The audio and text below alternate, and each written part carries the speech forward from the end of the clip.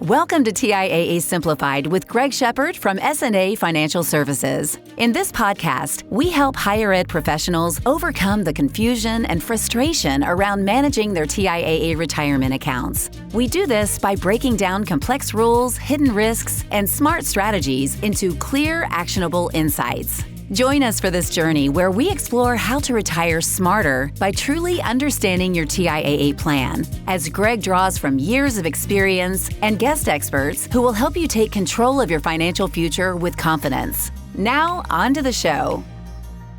You know the names, TIAA and Fidelity. Both are giants in the retirement investment field, but there are differences that could impact your results, and that means your future. Welcome back to TIAA Simplified with your host, Greg Shepard. I'm Patrice Sikora. You know, Greg, talking about this, I feel like we should be playing the theme song from Rocky or something. I love it. Good to be back with you, Patrice, educating the masses on the complexities that TIAA brings us. I can't wait to get into that into today's episode. All right, so I think everybody does know those two names, TIAA, Fidelity.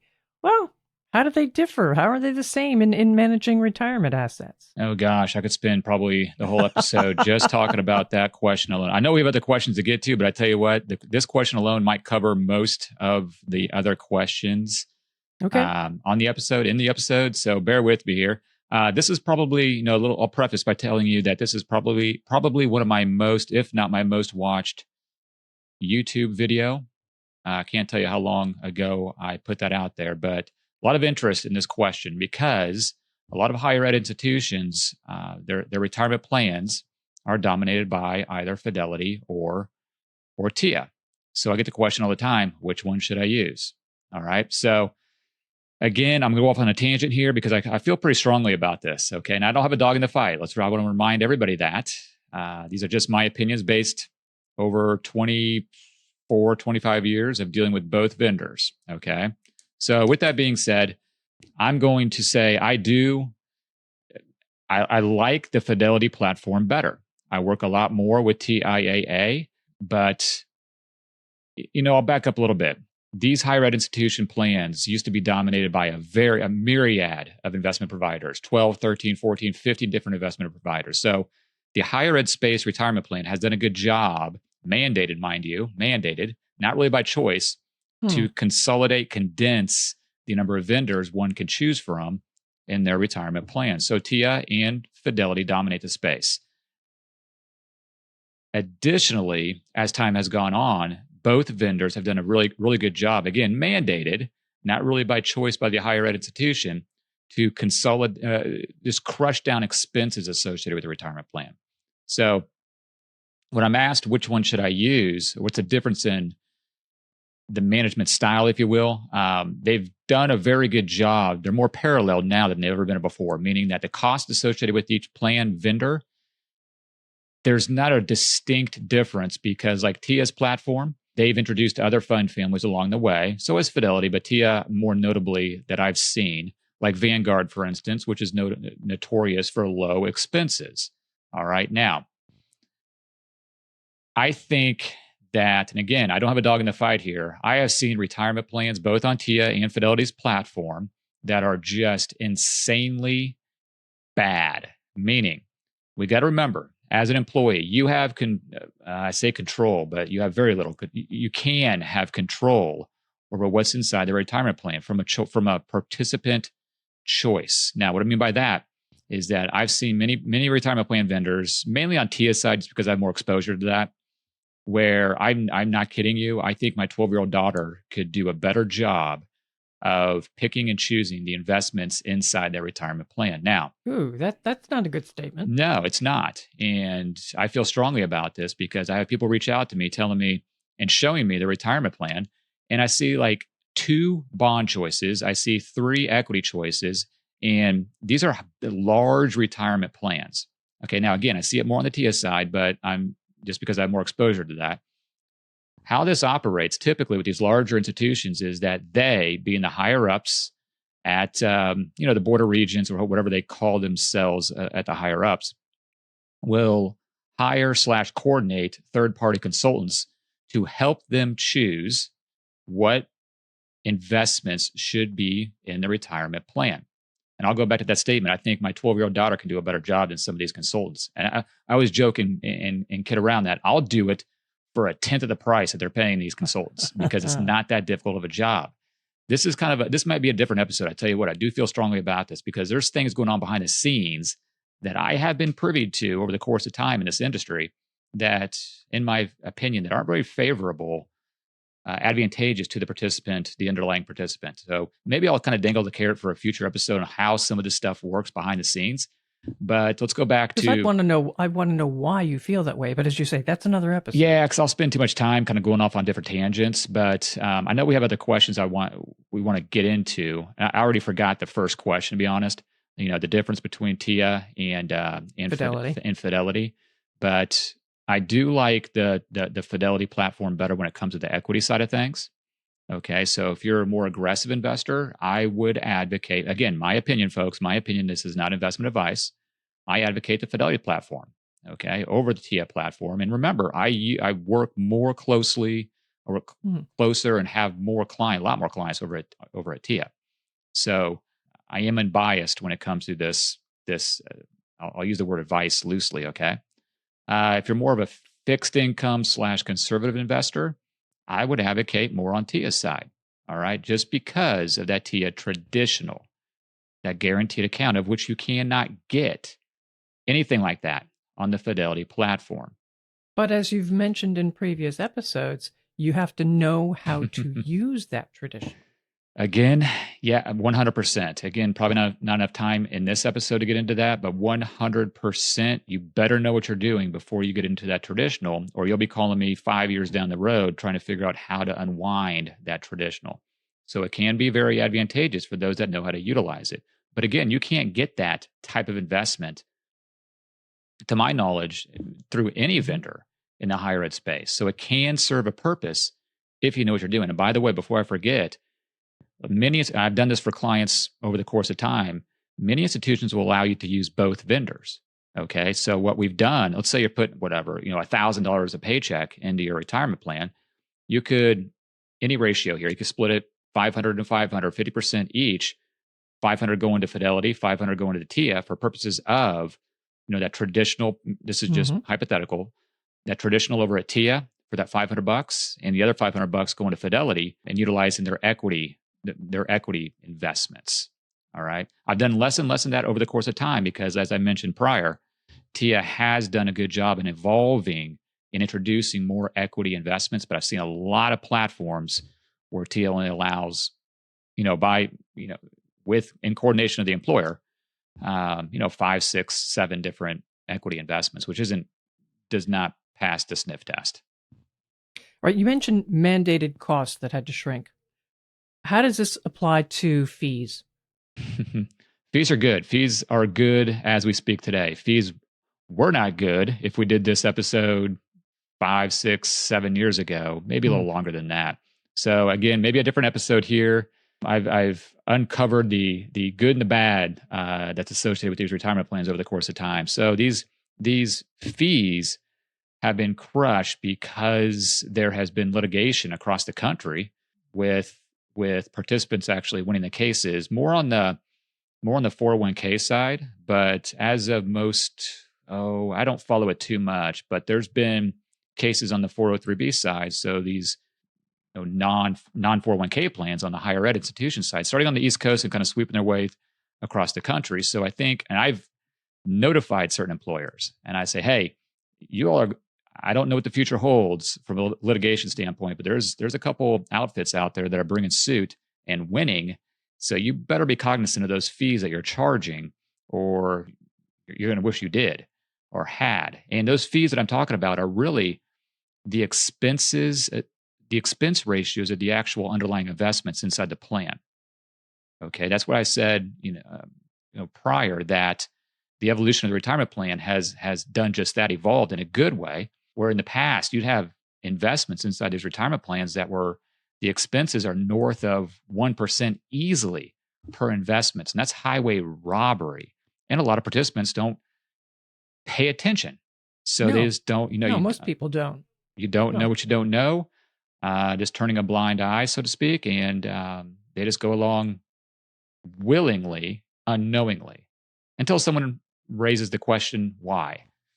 And there's not a good answer. There's not a good answer as to why an investment inside a 403b plan, 401a, 457 alike, should have an expense ratio north of 1%. I see it all the time now. Do people ask? No.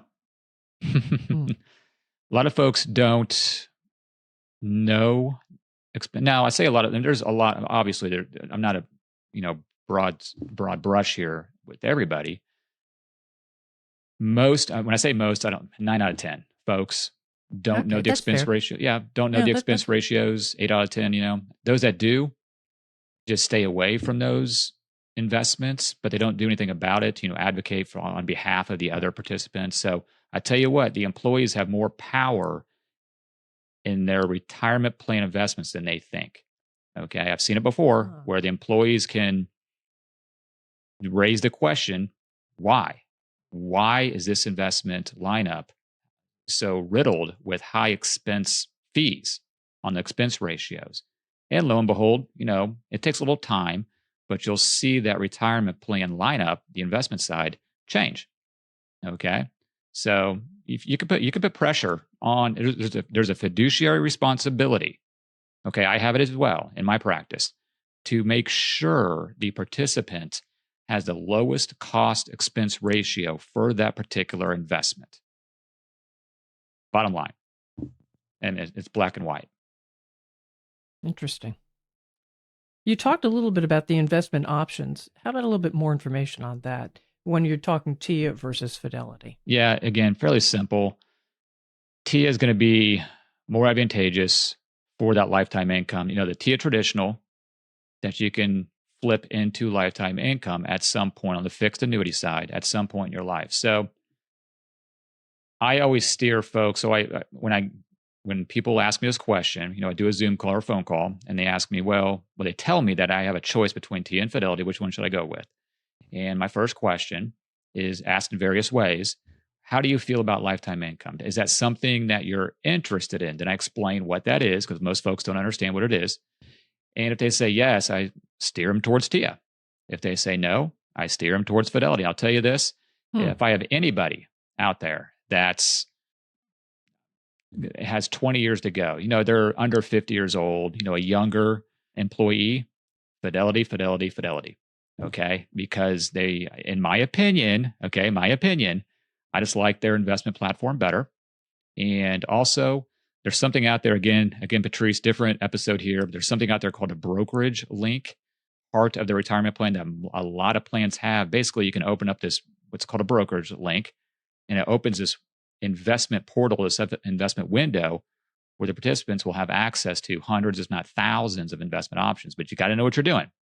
You've got to know what you're doing on that.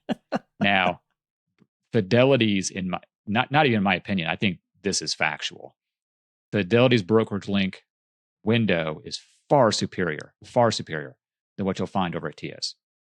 Okay, Explain but again, a little bit more about the brokerage link. What yeah, we'll do an episode on this, but I love it. I have many clients in it. I have 2 over at TIAA in the brokerage link. I have, 150 clients over at Fidelity that have brokerage link. Okay, so it's pretty simple conceptually here. You have a retirement plan. Okay, your retirement plan, your 403b has whatever, 10, 12, 15, 20 different investment choices to choose from. All right, that's again given to you by the employer in coordination with Fidelity or TIAA. They will allow, they being the employer, will allow you, the participant, to open up what's called a brokerage link account. It's literally a different account. It's still a 403b or a 401a or 457, still, for the sake of this conversation, a 403b, where your payroll, your deposit goes to your what's called the core 403b first. That acts as a conduit, a middleman, if you will. Then your money gets directed down to that brokerage link account automatically. All right. And that brokerage link window allows you access, again, to hundreds, if not thousands, of investment options. It's awesome. It's phenomenal. On the 401a side, you can get ETFs.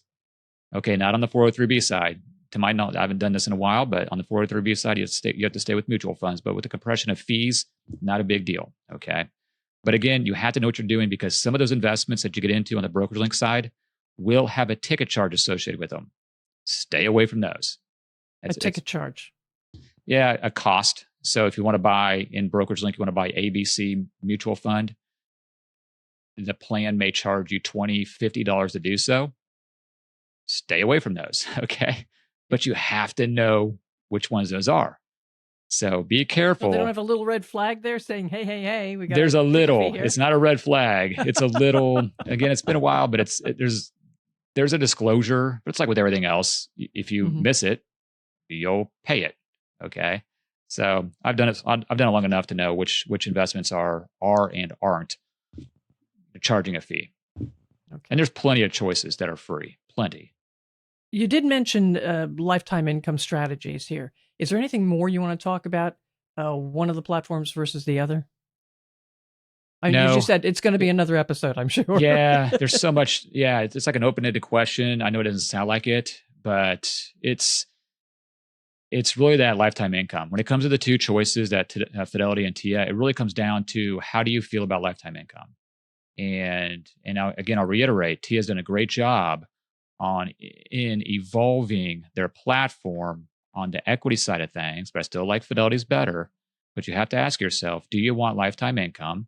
Do you want to utilize TIAA traditional, okay, which is going to get you that minimum guarantee amount over the course of time? If the answer is no, I'll tell you that. I mean, I don't have a dog in the fight. I'm 48 years old, and I've got a number of years until retirement.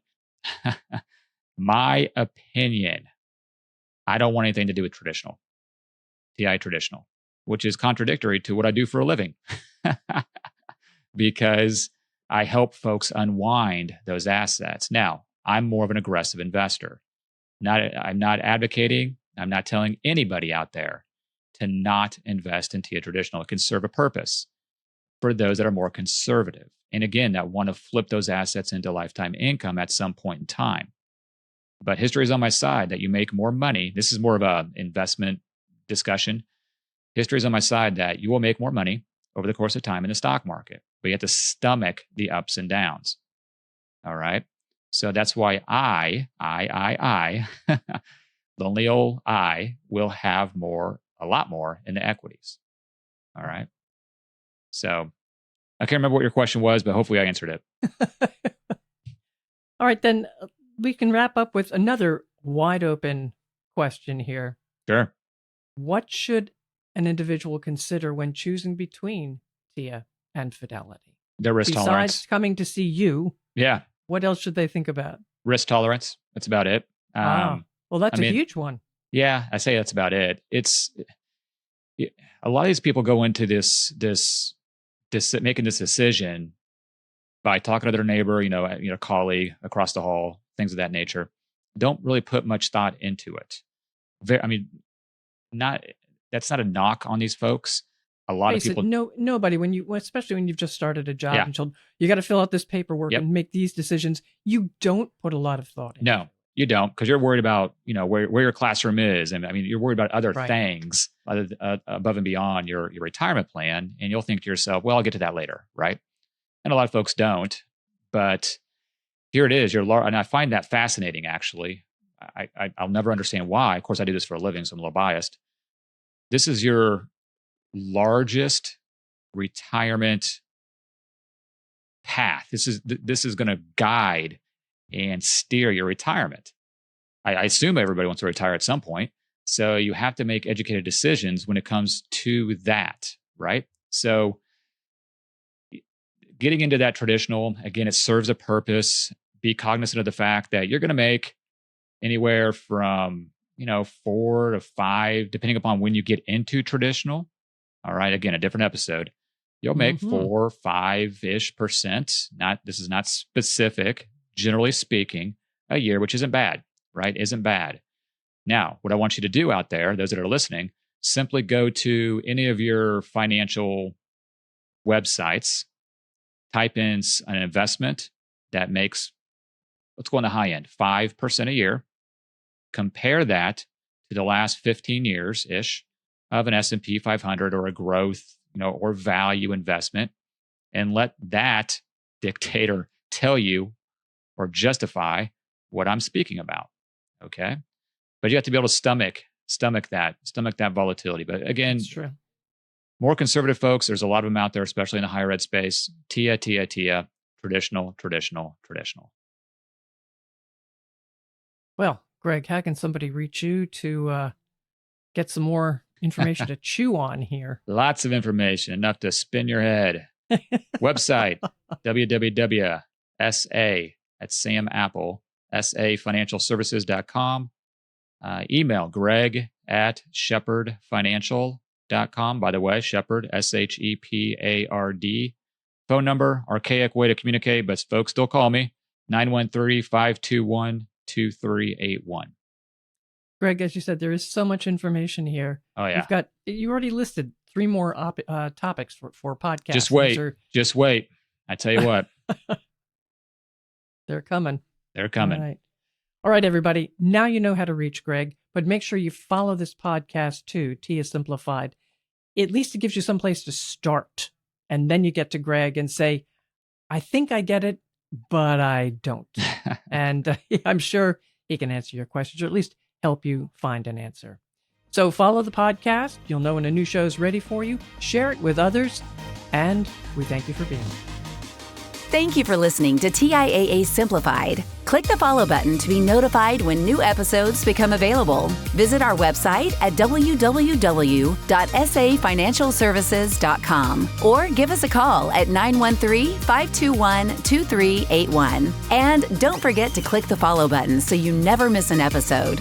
S&A Financial Services, Inc. is a registered investment advisor. Content presented is for informational purposes only and should not be considered as investment advice or as an offer or solicitation for the sale or purchase of any specific securities, investments, or investment strategies. Always consult with your tax advisor or attorney regarding your specific situation.